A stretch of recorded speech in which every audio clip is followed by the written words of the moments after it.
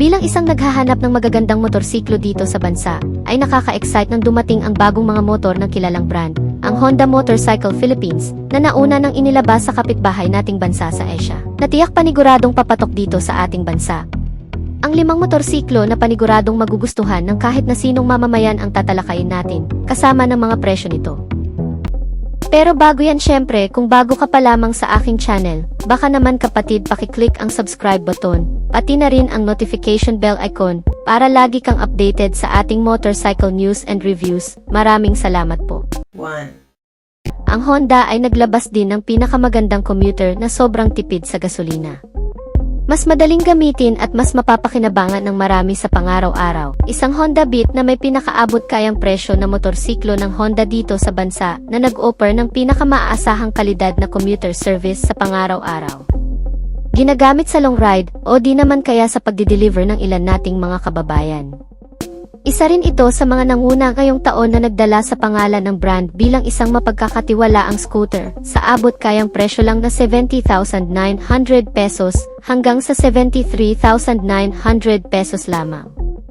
Itong Honda Beat na previous model na narito sa bansa ay inilabas lamang din noong nakaraang taon sa bagong bersyon nito na may bagong hugis na disenyo, mga nilalaman sa features at bagong mga katangian sa makina. Pero hindi pa man masyadong na-enjoy ng marami ay naglabas na naman muli ng panibagong bersyon nito. Ang Honda Beat Street Naked Handlebar na pang dual sports na ang datingan at alam na siguro ng karamihan ang magiging katapat ng motorsiklong ito once na dumating na ito dito sa Pilipinas. Walang iba kundi ang kaparehong Japanese motorcycle brand na Suzuki SkyDrive Crossover. Well, kung pag-uusapan kasi ang disenyo ng bawat isa, halatang pareho kasi ang pinaninindigang postura nito sa aktwal na isang scooter na para sa city na pwedeng gamitin sa labas ng kalsada o sa kahit anumang terrain. Gaya nitong Honda Beat na minana ang pagiging adventurous looking mula sa isang sikat na dual sport adventure scooter na Honda ID V160. Ang katangian nito na agaw pansin, katulad ng pagkakaroon ng naked handlebar, malalapad na sukat ng mga gulong at parang mas flexible sa bagong estilo nito ngayon mula sa previous model na narito na sa bansa ay mas lumapad daw itong bagong modelo sa dimension. Medyo naiba rin ng kaunti ang lighting system nito sa headlamp at daytime running light, kasama ang mga sporty graphics na nakadikit sa bawat pairings at side-to-side profile nito. Magmula sa makina, itong bagong Honda Beat na naked handlebar ay pinapagana ng isang 109 cubic centimeter displacement capacity, naka 4-stroke, single cylinder, with 2 valves at naka-air-cooled pa ang cooling system. Naka-single overhead camshaft na rin ito na may Euro 3 compliance ang emisyon. Meron itong boring stroke size na 437 by 63.1 mm, habang ang compression ratio nito ay 10.0:1. Habang ang old model nito ay nagkaroon naman ng pagkakaibang engine capability, gaya ng pagkakaroon nito ng 109 cubic centimeter displacement capacity rin na naka 4-stroke, single cylinder, 2 valves, air-cooled type, at single overhead camshaft. May bore and stroke size ito na 50 by 55.1 mm, mas mababa kumpara sa bagong modelo, at ang compression ratio nito ay 10.0:1. Well, malamang ang engine performance ng bagong modelo ay nabago rin ng kaunti kung sa top speed ang pagbabasihan. Pagdating naman sa transmission type, ang parehong modelo ng Honda Beat New Generation at ng previous model ay nakakuha ng CVT type na klase ng transmission na may variable gear shifting. Ngunit pagdating sa performance output ay mas nakalamang na raw ang bagong modelo ngayon na gumagawa ng pinakamalakas na maximum output na 8.89 horsepower sa kada 7,500 revolution per minute. Habang ang maximum torque nito ay nasa 9.2 Nm sa kada 6,000 revolution per minute. Samantalang ang old model ay gumagawa lamang ng 8.68 horsepower sa kada 7,500 revolution per minute at 9.2 Nm ng torque naman sa kada 6,000 revolution per minute.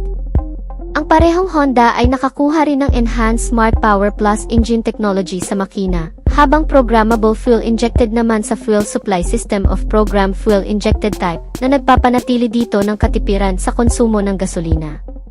Pero pagdating sa emission ay nakalalamang na itong new generation ng Honda Beat mga kapatid, Ayon sa naka-Euro 3 compliance, ay mas eco-friendly na ito. Ang fuel consumption ng bawat isa, ang old version pa lamang ng Honda Beat mga kapatid ang may record sa kanila na may 60.3 km per liter na fuel consumption. Habang itong bago ay sinusuri pa lamang kung papantay ba sa fuel consumption nitong previous model na Honda Beat o mas lalamang pa. Pagdating naman sa kabuang sukat ng wheel and tires, itong new generation na Honda Beat ay may kabuang sukat sa front tire na 110 by 90 R12. Habang ang rear size naman nito ay 100 by 90 R12. Mas makapal na itong tingnan kumpara sa dati, dahil mukhang magagamit na rin natin sa pang-offroad itong mga kaibigan. Habang ang previous model ay maisukat sa front tire na 80 by 90 R14, habang ang rear tire naman nito ay 90 by 90 R14, mas malaki naman ang sukat nito, at mas manipis ang kabuuan, at para lamang talaga sa pang-city ride. Habang ang chassis and suspensions naman ng bawat isa, itong new generation Honda Beat ay nagkaroon ng front suspension na telescopic fork, habang swing arm with monoshock absorber naman para sa rear suspension nito. Kapareho lamang ng sa previous model na narito sa bansa, na may front suspension na telescopic fork with swing arm monoshock absorber. Pagdating naman sa safety features mga kaibigan, itong bagong Honda Beat ay nilagyan din ng makakapit na braking system. Gaya ng sa front brake nito na may single disc brake single piston caliper at naka-combination braking system na rin. Ang rear brake nito ay naka-drum brake type naman, itong sistema sa brake na kung saan kahit ang rear brake lamang ang gagamitin mo ay 20% ng brake sa front ay gagana rin. Halos kapareho lamang ito ng braking system ng sa previous model na narito ngayon sa Pilipinas. Wala namang masyadong pinagbago pagdating sa bagay na yan. Ang maganda lang talaga sa bagong modelong ito mga kaibigan ay mas naging convenient. Komportable sa mga nilalaman gaya ng mas pinalapad na front flat footboard na mas magiging komportable ka na habang nakasakay dito. Another cargo space din ito lalo na kung ginagamit mo itong motor sa pagde-deliver. Meron itong dalawang console packet. Ang sa kanan ay may takip habang nakalagay doon ang USB port charging system nito. At ang bulsa sa kaliwa ay walang takip na kung saan pwede mong paglagyan ng mga gamit o ng kahit ano pa. Meron din itong under seat compartment storage na mas pinalaki rin na kung saan pwede mo ring paglagyan ng ilan pang mga gamit na pwedeng mapagkasya dito. Ang pillion seat nito ay wala namang pinagkaiba sa hugis, forma, kapal ng foam sa previous model. Dala pa rin ito ang rear grab bar na pwedeng hawakan ng mga angkas o di naman kaya talian ng ibang gamit na ilalagay mo dito sa likuran.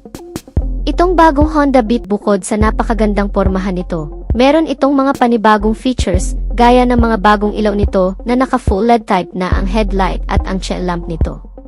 Less maintenance ka na dito at siguradong mas tatagal at mas liliwanag pa sa madidilim na kondisyon.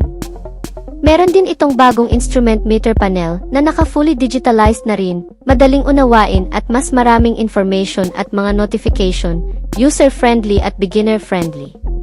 Pagdating sa maximum speed ay halos katulad lamang din ang kabuuang bilis nito sa dati na umabot ng 100 km per hour.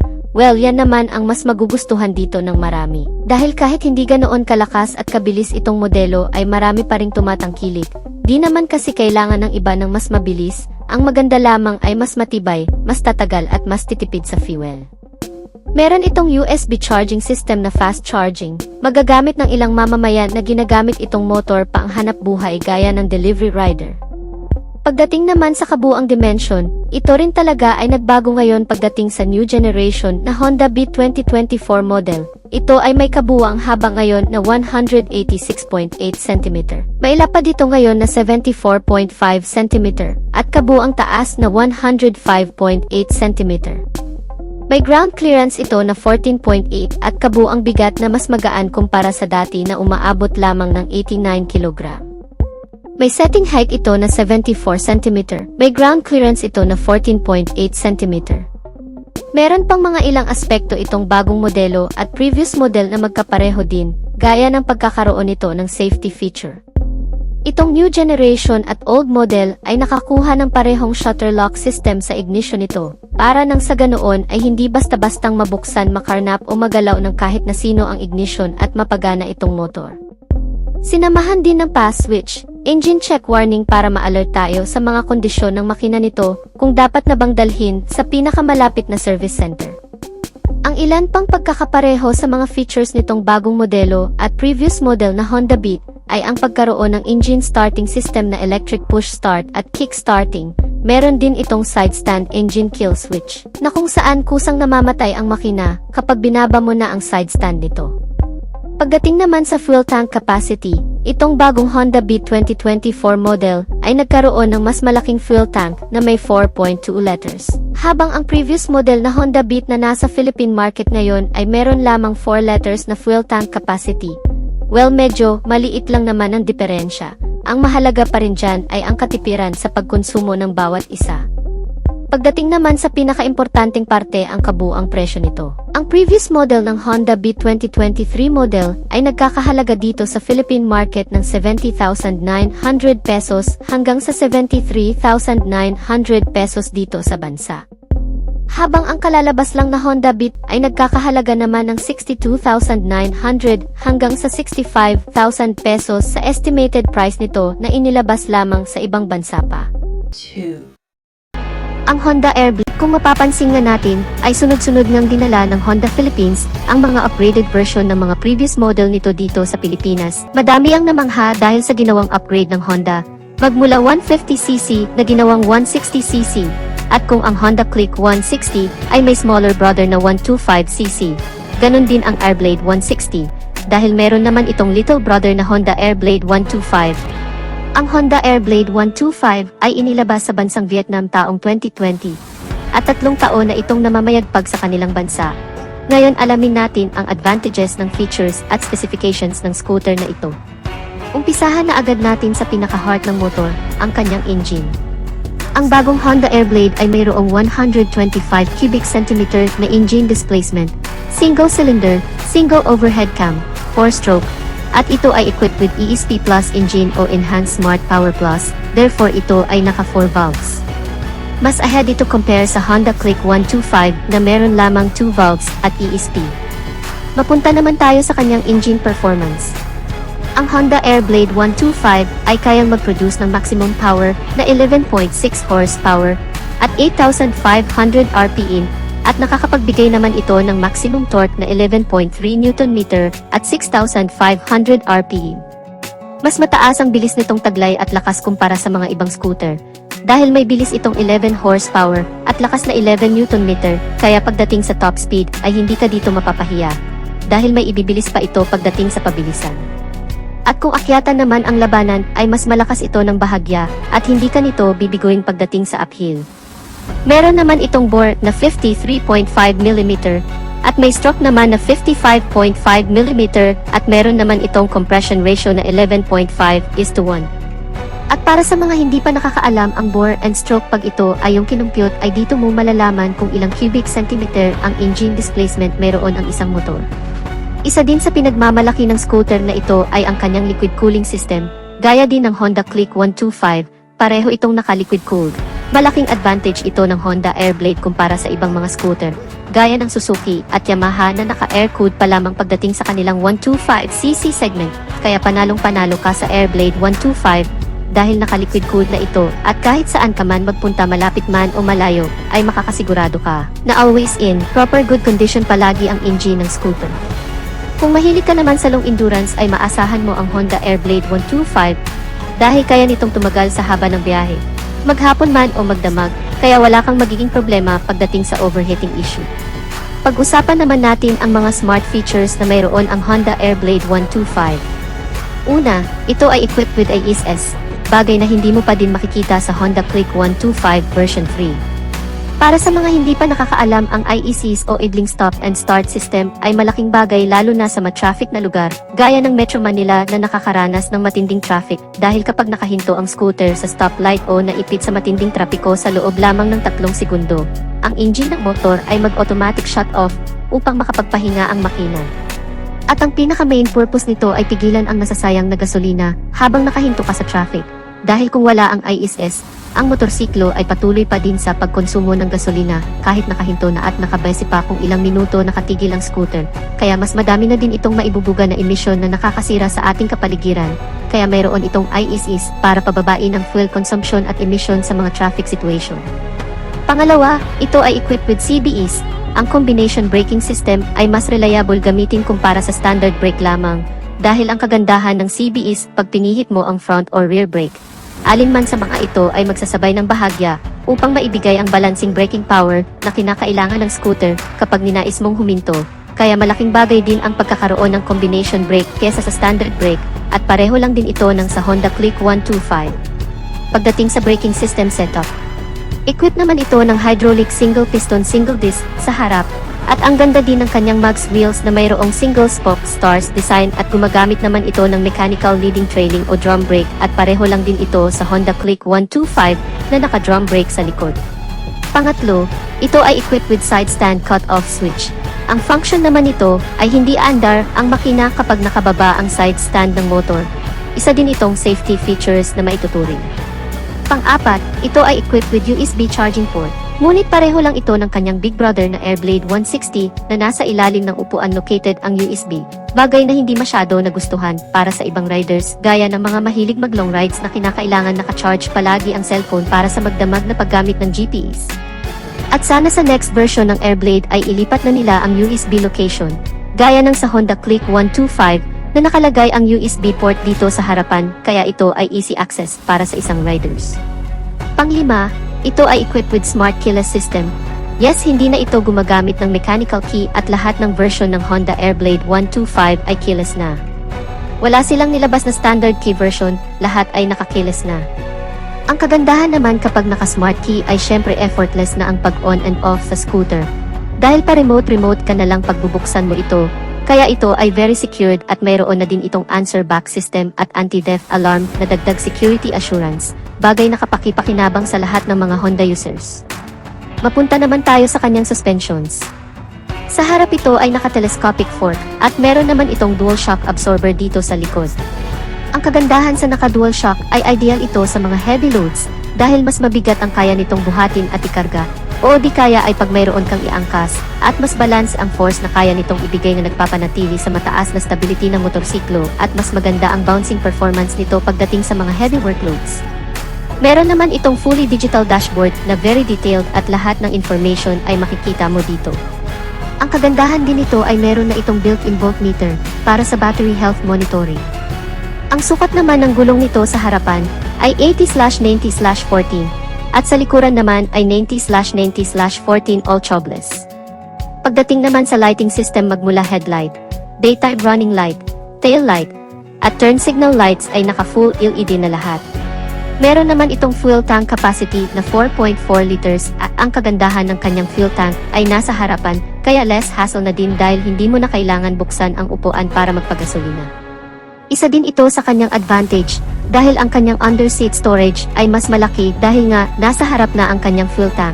Kaya ang lawak ng kanyang compartment at kasya na dito ang isang full face na helmet. Meron naman itong fuel consumption na 50 km per liter. Very user-friendly naman ang kanyang ground clearance na merong 141 mm at mayroon naman itong seat height na 775 mm kaya swak ito sa height ng mga Asian na may average height lamang. Therefore, kayang-kaya itong i-maniobra ng 5'2" ang height pataas at kung usapang top speed naman, base sa mga Vietnamese users, ito ay umaabot ng 115 km per hour. May bigat naman itong 113 kilograms. Last but not the least, ang bagong Honda Airblade 125 ay nagkakahalaga sa Vietnam ng 41,324,727 Vietnamese dong. At kung i-convert naman sa Philippine peso ito ay nagkakahalaga ng 97,000 pesos mahigit. 3. Taong 2015 noong unang nilabas ang Honda Forza 125 sa European market. At as expected ay pumatok agad ang motor na ito. Kasi syempre Japanese brand, kaya napakaganda talaga ng quality. Yun ang first generation ng Honda Forza 125 sa European market. Dahil sa sobrang pumatok ito at very in demand, taong 2018 naman, nilabas nila ang second generation ng Honda Forza 125. At nung nakaraang taon lang ay nilabas ulit ang panibagong bersyon nito na mas pina-high-tech pa ang kanyang features at mas pinaganda ang looks. Ang Honda Forza 125 ay may pagkabulky ang datingan. Kung titingnan mo siya ay para siyang may mataas na engine displacement, hindi mo siya mahalata na isang 125cc lang. At hindi lang yan, napaka-elegant sporty din ang hetsura ng touring maxi scooter na ito. Meron na itong bagong looks sa front fairings. Ang headlight at daytime running light ng motor na ito ay hinango sa bigger brother nito na Honda Forza 750.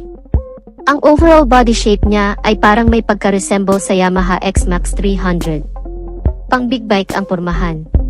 Napaka-unique din ng visor at side mirror niya sa harap na mas nakadagdag pa sa kanyang pagka-premium looks at ang kanyang malalapad na tire na bumagay lang talaga sa body design ng scooter na ito. Alamin naman natin ang engine specs ng motor na ito. Mayroon itong exact engine displacement na 124.9cc, single cylinder, 4-stroke, single overhead cam, Euro 5 compliant. Ang kagandahan din sa scooter na ito ay naka 4-valve na at naka-liquid cooled naman ang kanyang cooling system. At kung ang ibang scooter ni Honda na under sa 125cc engine displacement ay naka-ESP lang, itong scooter na ito ay naka-ESP Plus na ang ibig sabihin ay mas advanced ang scooter kumpara sa ibang 125cc scooter ng Honda. Ang ESP Plus ay maraming function, ilan sa mga ito ay mas pinapatipid pa nito ang pagkonsumo ng gas, kahit pa sa mas mataas na engine performance, at mas pina-environmental friendly din o hindi siya masyadong harmful sa kalikasan, at kasama na nga sa functions ng ESP Plus ay ang programmable fuel-injected na tipid sa gas.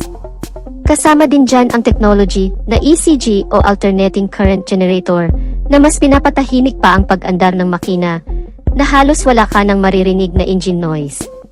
Pagdating naman sa engine performance, ang kanyang maximum power ay 14.75 horsepower at 8,750 RPM at ang kanyang maximum torque naman ay 12.2 Nm at 6,500 RPM. So pagdating sa kanyang engine performance ay medyo nakakagulat dahil sa ganito kaliit na engine, kaya pala mag-produce ng ganito kataas na horsepower at torque. Actually, hindi lang nito pinantayan ang engine displacement na Honda Click natin dito sa Pilipinas, hinigitan pa niya ang overall engine performance dahil ang Honda Click ay mayroon lamang 11.1 horsepower at 8,500 RPM, samantalang ang Honda Forza ay mayroong 14.75 horsepower at 8,750 RPM. Mas mataas si Honda Forza in terms of maximum power and torque. So okay lang pala kung medyo malaki ang body size ng motor na ito, binaw naman sa taas ng engine performance na kayang tumakbo ng 115 km/h. Mapunta naman tayo sa features ng motor na ito. Equipped din ang motor na ito ng HSTC o Honda Selectable Torque Control System o sa ibang term ay ang Traction Control System. So alam na natin kung ano ang function ng technology na ito. Ito yung technology na kung saan, kapag nakadaan ka sa mabuhangin, matubig, o madulas na kalsada, ay kinokontrol nito ang ikot ng gulong sa likuran, para synchronized pa rin ang ikot sa gulong sa unahan. Sa ganitong paraan, may iwasan ang pagka-lost traction na magresulta sa pagkadulas at pagkadisgrasya. Kapartner din ng system na ito ay ang pagkakaroon ng dual-channel anti-lock braking system, both front and rear brake. Ito naman yung nagpe-prevent na mag-lock ang disc brake kung sakaling may biglaang pagpreno na magreresulta din sa pagkakadisgrasya. Ang main purpose ng mga features na ito ay for the safety sa ating mga riders. Ang braking system ng motor na ito ay naka-hydraulic single disc brake sa harap at likod. Napaka-high-tech na rin talaga ng scooter na ito dahil mayroon na itong auto-adjustable windshield. Ibig sabihin ay hindi ka na mahihirapang mag-adjust manually. Dahil isang pindot lang ng buton, ay mag-adjust na ng kusa ang windshield, pataas o pababa ng parang sa automatic car. Punta naman tayo sa iba pa niyang mga features, naka-fully LED na ang lighting system ng scooter na ito, mula sa headlight, turn signal light at brake light. At napakaganda din ng design ng kanyang headlight with daytime running light, sobrang lakas din ng buga ng ilaw kasi naka-LED. Meron na rin itong hazard lamp at passing light switch. Pagdating naman sa instrument cluster nito, kapansin-pansin na medyo kakaiba ang instrument cluster dahil combination ito ng analog at digital instrument cluster.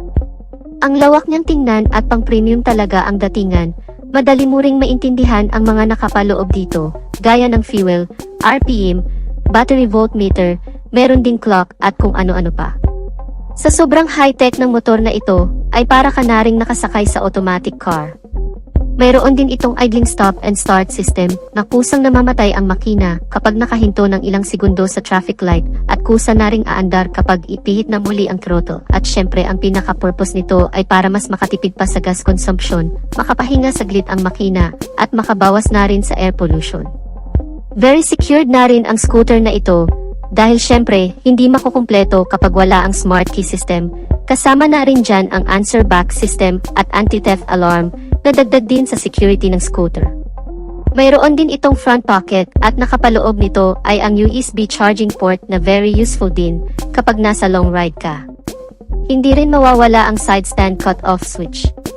May malawak din itong underseat compartment na kasya ang hindi lang isa kundi dalawang full face na helmet. Sobrang lapad at lawak din ang upuan ng motor na ito. Sabayan din ng napakalawak na apakan. Siguradong komportabling sakyan hindi lang ng rider kundi pati na ang pillion rider nito.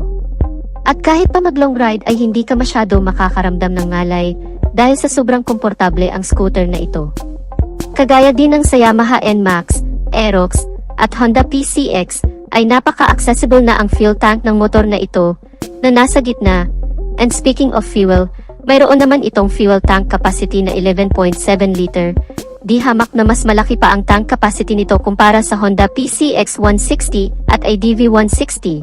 So goods na goods ito sa mga mahilig mag long ride dahil sobrang laki ng tangke nito, advantage kasi ito para hindi ka na masyado mag stop over para magpagas.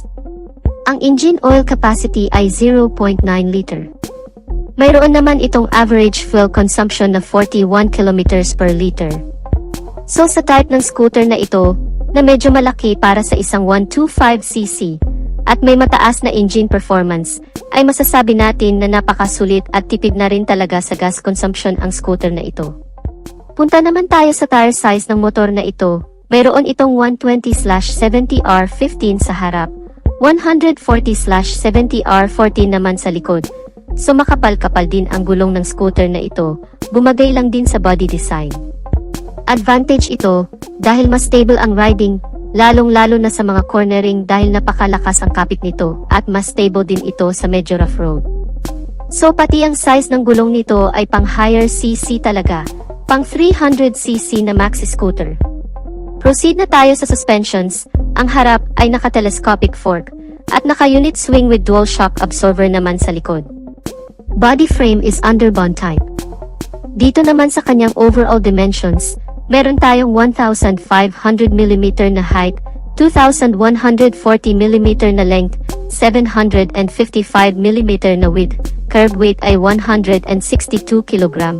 Medyo may kabigatan din talaga ang scooter na ito dahil sa kanyang laki, kapal ng mga fairings at sa mga gulong nito. Good news naman sa kanyang seat height dahil mayroon itong seat height na 780mm. Anyway, kaya pa itong i-handle ng nasa 5'3" ang height, pasok din ito sa height nating mga Pinoy. Ground clearance ay 145mm, wheelbase ay 1,505mm. Dito naman tayo sa kanyang underseat compartment, meron itong 48 liters. Sa sobrang laki ng storage nito, ay magkakasya na, hindi lang ang isa, kundi dalawang full face na helmet. Mayroon naman itong 4 na color variation na nilabas sa European market. Ito ay ang matte Cynos Gray Metallic, Pure Falcon Gray, Matte Pure Pacific Blue, and Matte Carnelian Red Metallic. At ang price naman nito sa US dollar ay nasa $6,700 na kung direct nating convert sa Philippine peso ay pumapalo din sa 344,960 pesos. Kung mapapansin natin ay masyadong mahal, pang 300cc na scooter ang presyuhan ng motor na ito. Pero hindi ganyan ang presyuhan ng scooter na ito kung sakaling nandito na ito sa Pilipinas. Dahil sa Europe ay mataas talaga ang cost of living. Ito yung rason kung bakit mataas ang presyuhan nila sa European market. Dahil mataas din ang labor nila kumpara dito sa Pilipinas. Pero kung dito ito gawin sa Asia, I'm sure mababa din ang presyuhan ng scooter. Dahil mas mababa din naman ang labor. At isa pa, magkaiba ang tax natin sa Asia kumpara sa Europa. 4. Isang motorsiklong in-update ni Honda sa makabagong henerasyon at makikipagsabayan na rin sa mga bago at kalalabas lang ng mga motorsiklo. Ang MSX125, bagamat napakaliit na motorsiklo lang, ay wala na raw makakatalo pa na 125 cc motorcycle dito pagdating sa patipiran sa gasolina, at hindi rin ito papahuli sa mga features na advantage na ng motorsiklong ito, ang safety and security features, at maging sa lakas ng engine. Matagal na rin sa merkado ang Honda Amaze X125. Katunayan na kapag may mga bagong update ng motorsiklo ay hindi rin kinakalimutan ni Honda ang pag-update sa motorsiklong ito, at ngayong taon nga ay dinagdagan na naman ng iba pang features ang motorsiklong ito na mas magpapaengganyo sa mga taong nasubukan ang ganitong klaseng motor at sa mga nagpaplano pa lamang kumuha ng isang motorsiklo. Kung ikaw ay nahirapan na sa kakasakay sa mga jeep, LRT at bus, ay tiyak para sa'yo ang video na ito. Dala ng motorsiklong ito ay pang commuter service talaga. Hindi lang yun, pwede rin itong pang adventure o kaya naman pang long ride. Yung po pwede dumaan at mag-adapt ng anumang klaseng kalsada. Sa liit ng body figure nito ay napakadali rin talagang imaniobra. Pero wag pa rin natin mamaliitin ang motorsiklong ito, pagdating kasi sa lakas ng arangkada at patipiran ay walang sinabi ang ibang 125cc na motorsiklo. Ang pagkakaroon nito ng engine bore and stroke size na 50.0 by 63.1 mm at compression ratio na 10.0:1 na may kabuuang displacement capacity cubic centimeter na 124.1 round off to 125cc.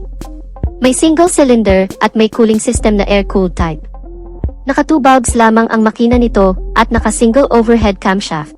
At pagdating naman sa fuel ignition nito ay naka-program fuel injection, kaya sobrang tipid talaga ang pagkonsumo ng gasolina, dahil base na rin sa naganap na Honda World Motorcycle Test Cycle o WMTC, ay nakapagtala ng average fuel consumption ang motorsiklong ito na 66 km per liter. Sobrang tipid para sa ganitong klase ng motorsiklo na may 125cc na engine displacement. At hindi lamang yon kamoto, bagamat napakaliit lamang tingnan ang motorsiklong ito, naglalaman naman ito ng kabuuang fuel tank capacity na 6 liters. So ibig sabihin ay mahaba-haba o malayo-layo rin talaga ang mararating mo, gamit ang motorsiklong ito, napakatipid din sa gasolina. Maangas din ang format design, na kung mapapansin natin ang upper portion nito ay kamukha ng Honda CBR.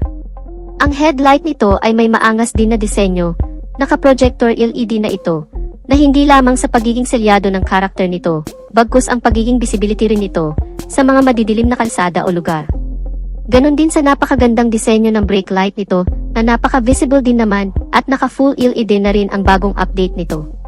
Sa iba pang features nito, sa instrument cluster ay naka-LCD type na ito, with digital dash and speedometer, with twin trip meters, fuel indicator, at ang clock na napakahalaga rin na mayroon ang motorsiklo.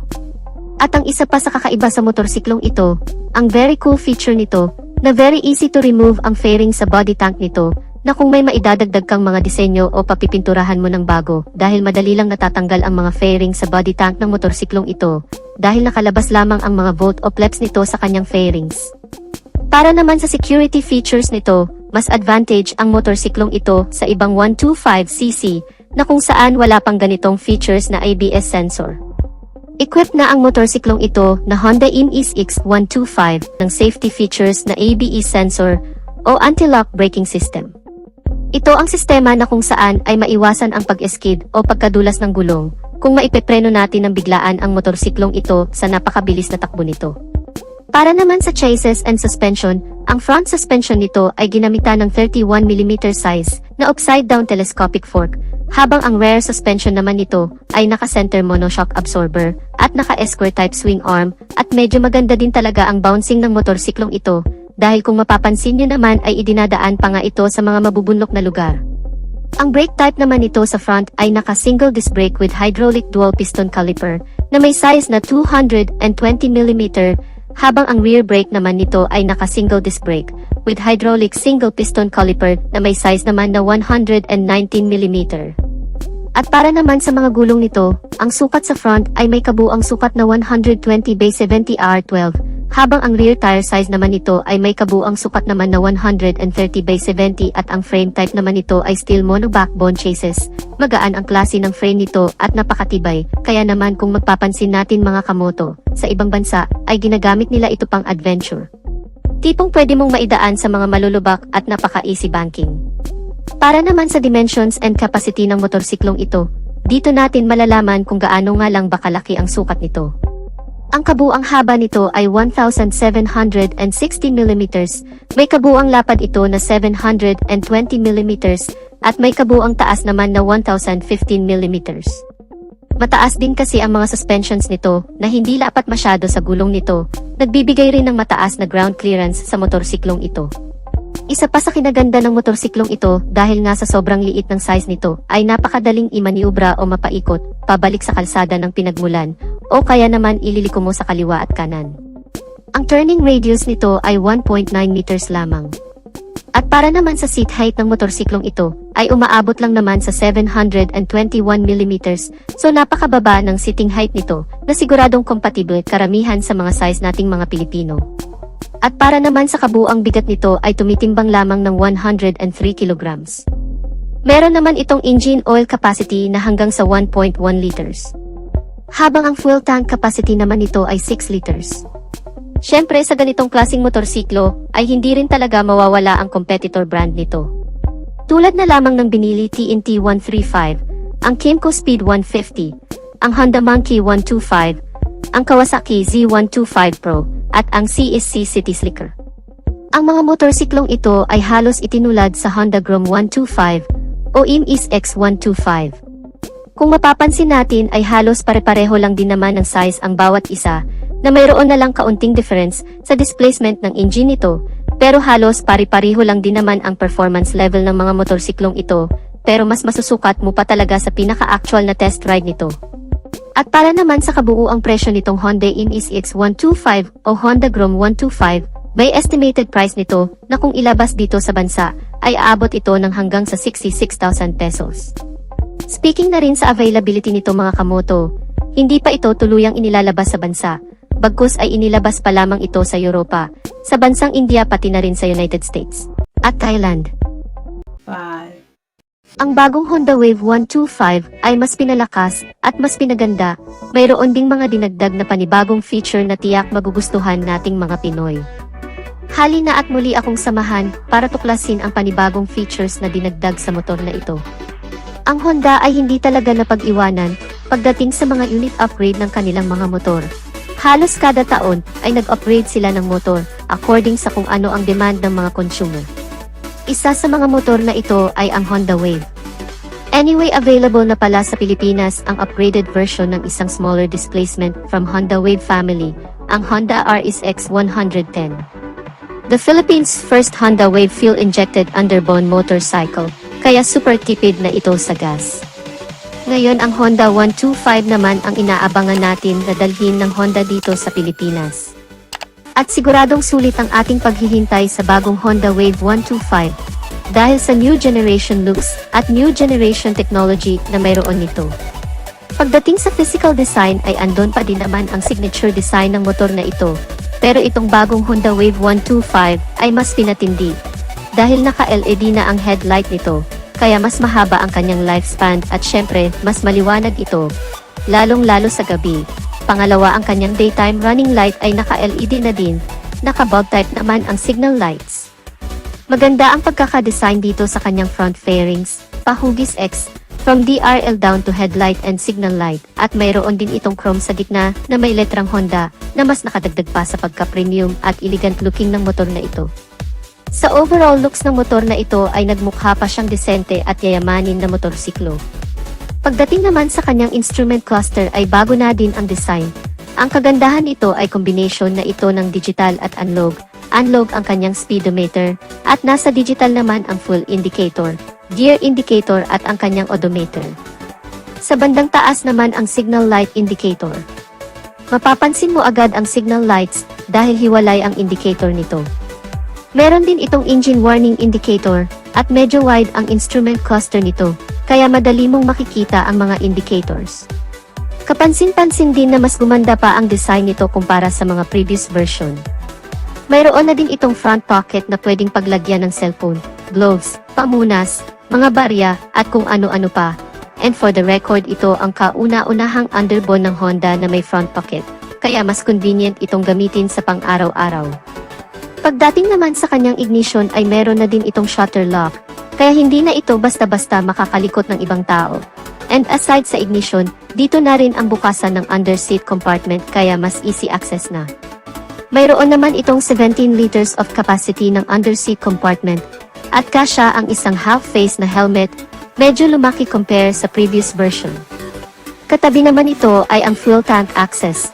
Mayroon naman itong fuel tank capacity na 5.5 liters. Medyo malaki-laki na rin ito para sa isang 125 na motor. And speaking of fuel, mayroon naman itong average fuel consumption na 71 km per liter.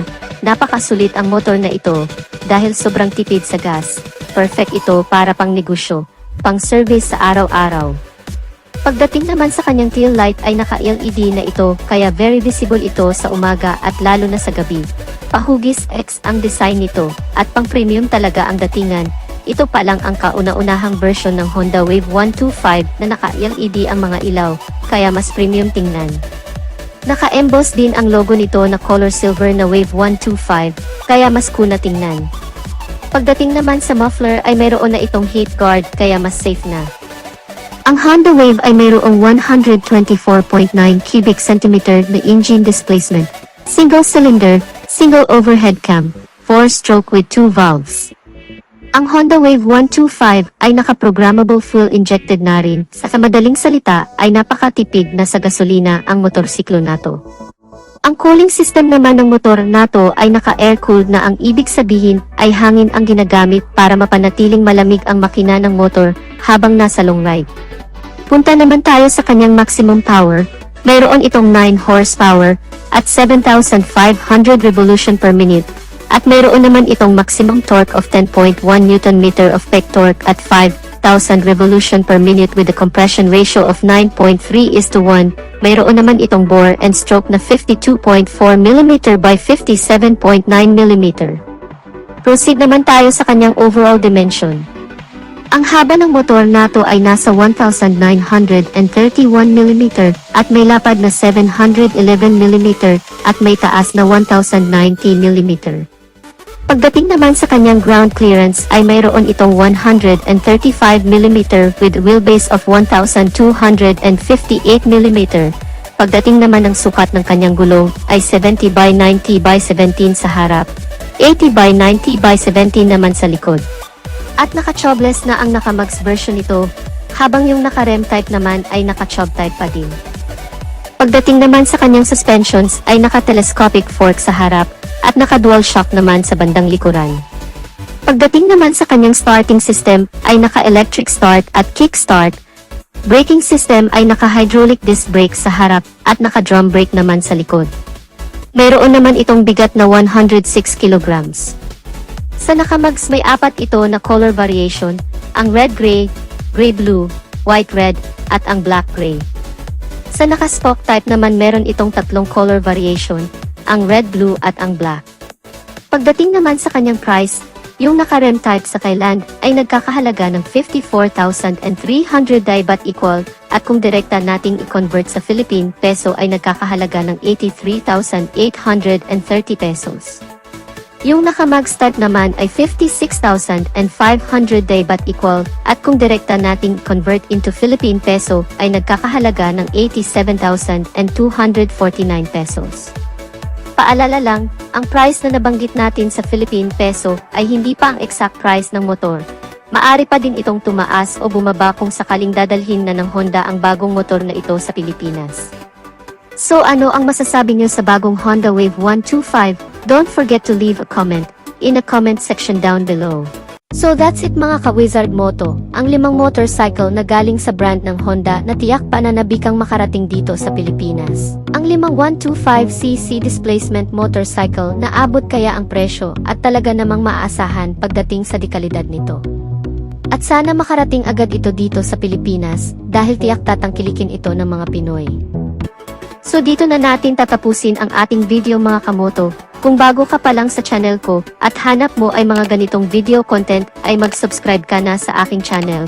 Hit mo na rin ang notification bell icon para lagi kang updated sa aking mga videos. Paki-follow na rin ang ating Facebook page. Maraming salamat at ride safe!